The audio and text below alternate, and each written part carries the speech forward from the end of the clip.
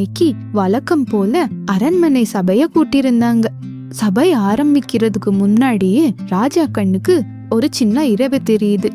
அவர் மண்டையில ஒரு யோசனை தோணுது. உடனே அவரு சோமுவை கூப்பிடுறாரு. சோமு, சொல்லுங்க மகாராஜா. நான் உங்ககிட்ட ஒரு கேள்வி கேட்கணும். மறுபடியும் கேள்வியா? என்ன சொன்னீங்க? ஒண்ணும் இல்ல மகாராஜா. என்ன கேள்வி கேட்க போறீங்க? நான் இறகை விட ரொம்ப லேசாக இருப்பேன். ஆனால் உலகின் மிகவும் வலிமையான மனிதனால் கூட என்னை சில வினாடிகள் மட்டுமே பிடித்து வைக்க முடியும். நான் யார்?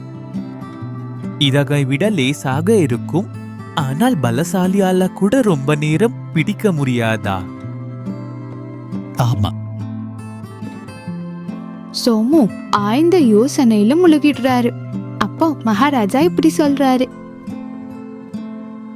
சோமு, உங்களுக்கு பதில் சொல்ல இன்னும் ரொம்ப அவகாசம் இருக்கு. இப்போ நீங்க உங்க இருக்கையில அமருங்க. சபைக்கு நேரமாச்சு. நம்ம இப்ப சபையை ஆரம்பிக்கலாம்.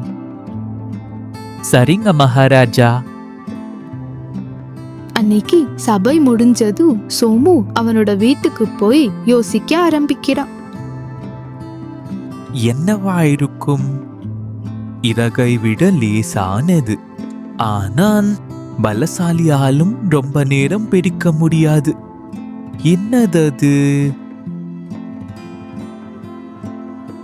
இப்போ எனக்கு எந்த பதிலும் தோணல. உங்களால எனக்கு உதவி செய்ய முடியுமா? உங்களுக்கு பதில் தெரிஞ்சா காமெண்ட் பண்ணுங்க. இல்லனா மகாராஜா எனக்கு தண்டனை கொடுத்துடுவாங்க. நம்ம அடுத்த சபையில சந்திக்கலாம். பாய்.